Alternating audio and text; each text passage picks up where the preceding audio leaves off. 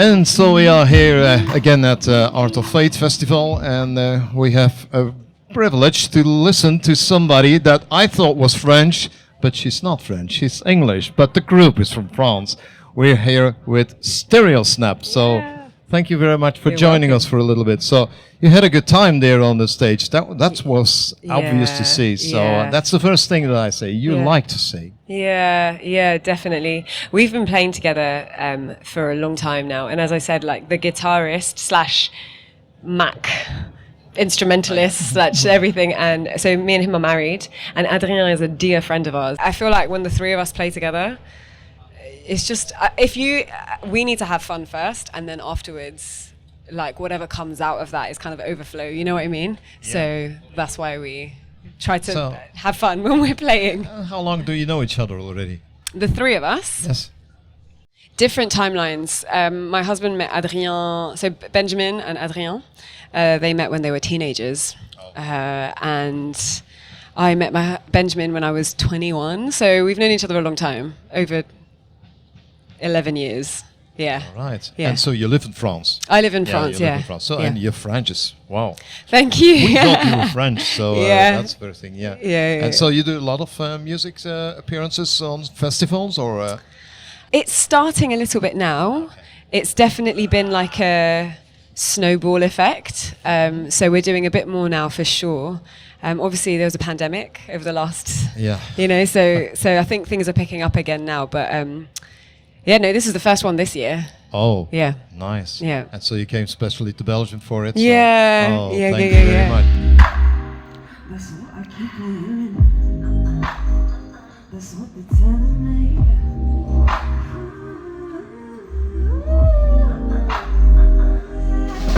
So that I've ever had. Every day I count my blessings. Each morning I wake up and know I will be glad until the first place that I see.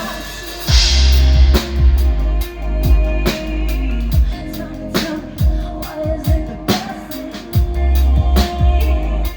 that I've ever had? What about StereoSnap? Where do we see Snapchat? I know, but StereoSnap. Why the name? Yeah, why the name? Oh my goodness, we really should have thought about this. It's a really bad story. It's not a fun story. I don't know. I think the reason StereoSnap started was because Benjamin is the guitarist. His brother, he needed a group to play for they were doing evangelization in Chambéry in Savoie, in the south of France-ish.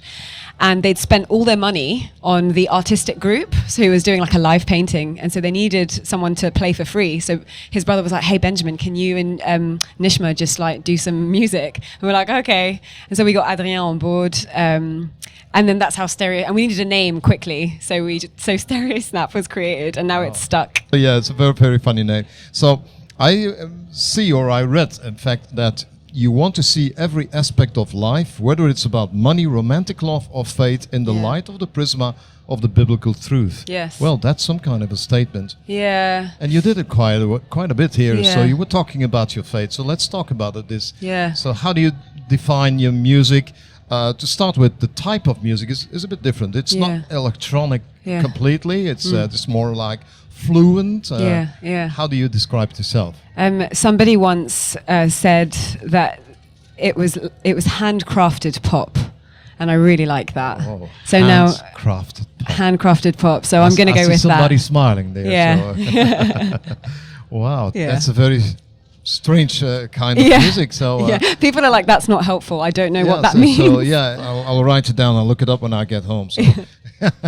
But anyway, I was looking for some music from you when I was preparing here, and I found a video clip. Now I see your white teeth. Now I know why it is, because you were brushing your teeth all in the video clip. Yeah. So what was this? I was looking at this from one to the other, and then that guy. So and then you again, and then you were singing even with. Yeah. So what's this funny thing about it? It was funny. Yeah. It was nice, to be honest, I'm not entirely sure. This is how I love God so much, because sometimes we just do things without necessarily like a reason behind it. Like, this is going to be fun, and he just works things together, you know. And that was one of our first songs, from quite a long time ago now. Yeah. 8 years ago. something like that. So our sound has changed quite a bit. But yeah, that was one of our first video clips. I don't know why I'm brushing my teeth in that video clip. I don't know, but it was fun. Nice. It's nice and it's fun, yeah. Yeah. Well, concerning music, you said we're doing different things now. Now, what I saw was a very good homemade sessions.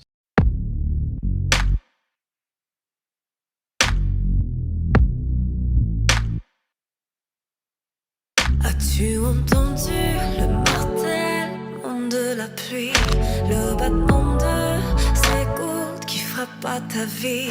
Vas-y, écoute. Arrête-toi juste.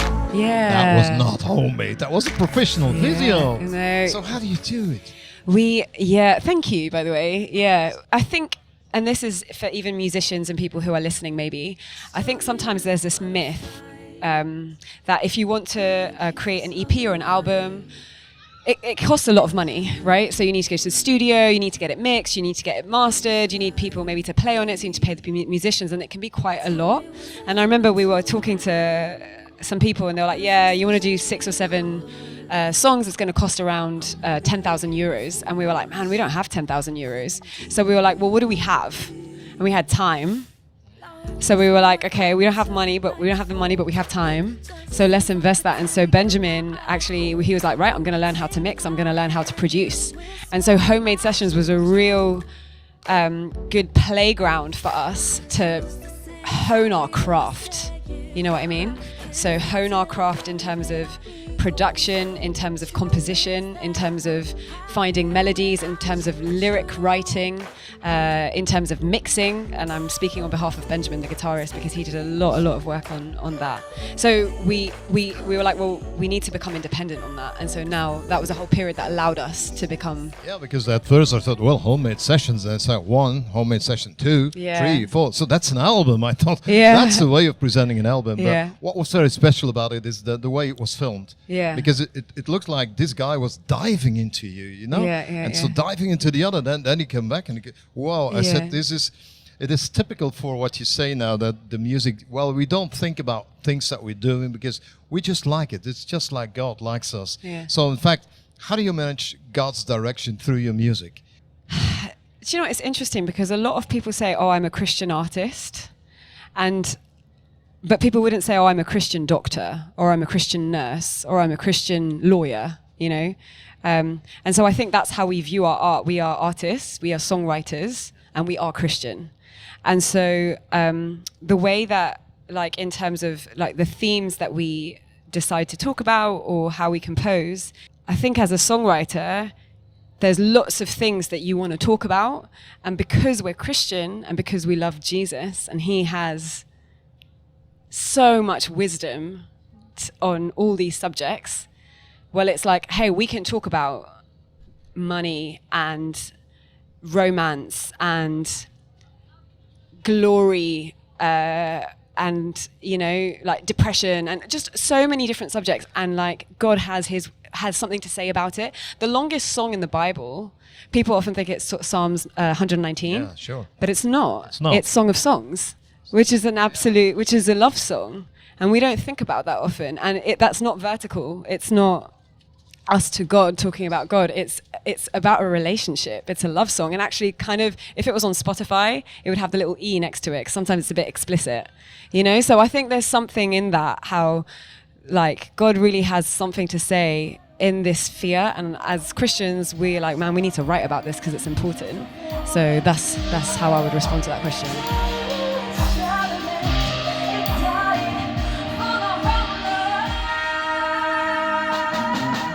Who do you point your music to? What is the kind of public that you have or that you target?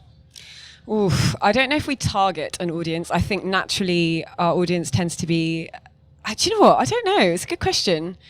Quite different in age, which is something which has been really surprising. Often quite urban, but I think because, so Benjamin and I are based in Paris. Adrien and Rachel, by the way, shout out to Rachel. She's the one who did the filming for the homemade sessions. Oh, so, right. Well, Adrien's wife. Yeah. They live in Metz, so I don't know. I think maybe because of the sonority, maybe it attracts more of an urban audience. But having said that, something I love, last year we were at this festival in France, and people who were like in their 60s, 70s came up to us and they were like, "Oh, we really enjoyed that," and I was like, "Wow, I wasn't expecting," and it's so good to have that. So yeah, I don't know if we target an audience. No, that's, the reason I ask is because you are very strong on social media. You got a channel on YouTube that's followed by more than 1,000 followers. So if the people just watch you, that's one. But if they follow you, they're fans. Yeah. And so I'd like to see what kind of people are they? Because we also want to see the people that love God, but also on the other hand, people that don't yet love God. Yeah, So do yeah. you have a message for them, for the people that just don't know God yet? So...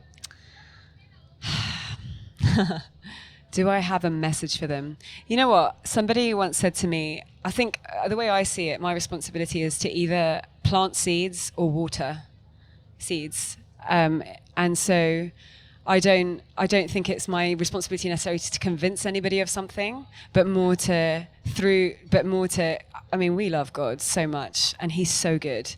And just by talking about that is attractive to people, So I think what we say to ourselves during concerts is if suddenly we want to prophesy over someone, or if we suddenly we're like, oh, there's healing and there's something, we want to go into that. But if there isn't, we're not going to force ourselves to talk about it either. So we really want to keep freedom in that sphere to be like, to follow the spirit also and be like, where do we go with that? What do we say? What do we talk about? Without feeling guilt and shame if we don't, but being bold enough if we feel the nudge, to be like, no, now talk about this.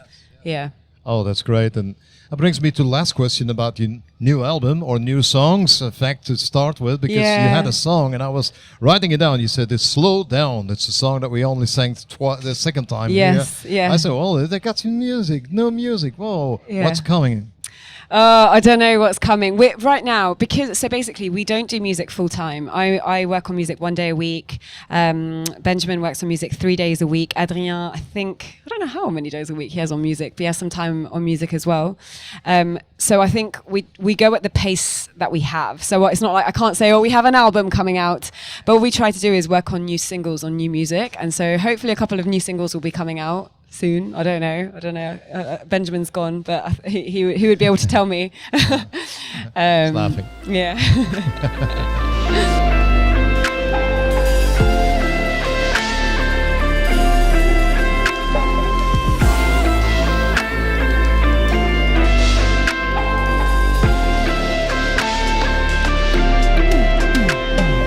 Lately I've been chasing all the glitter like I'm stuffed with gold.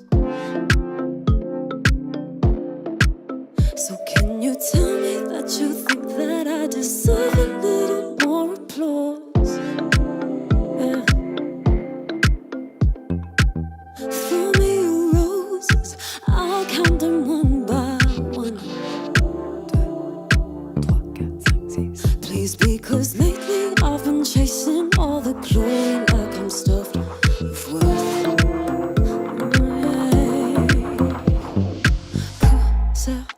Il a ton homme de gagner tout le monde, c'est hyper son homme. Il a ton homme de gagner tout le monde, c'est hyper son homme. What are your plans for the future, according to music, of course? Good question. Do you know what? I'm not entirely sure. So I think the three of us would have different answers. I can only speak for myself. I'm somebody, I know right now we're exactly where God wants us. I feel very at peace spending 1 day per week on music. Benjamin feels very at peace spending 3 days a week on music, and we know that that's where we're supposed to be. And the idea of not doing that feels like disobedience. So we continue doing that. Now, where it goes to, I don't know. Obviously, you'd want it to grow. I think that's natural. But then, I don't know. That's a tricky question. But in any case, right now, what we're doing right now, we feel very at peace with, and we know that we need to continue writing and continue doing this. Like, we don't feel like we're going against the current. You know what I mean? Yes, absolutely. Yeah. And so, since you were here today on a concert, it's the first concert since a long time. So the first time this year. What's your feeling about doing concerts now? Yeah, no, I love it. This isn't so. What, because during the pandemic, we started something called garden parties, because you could only have 10 people in a room or something. So we've been doing quite a few concerts, but for very few people. So recently, it's been for maximum 40 people, 50 people. So this is the first one where we've had like sound coming out of the PA system and everything. So that's been really good. But it's really nice. There's a lot of energy, and yeah, it's really great. All right. Good.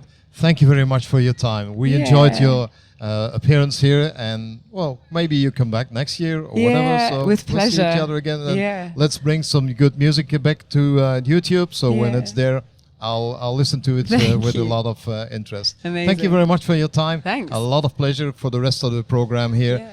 Then, ladies and gentlemen, this was StereoSnap.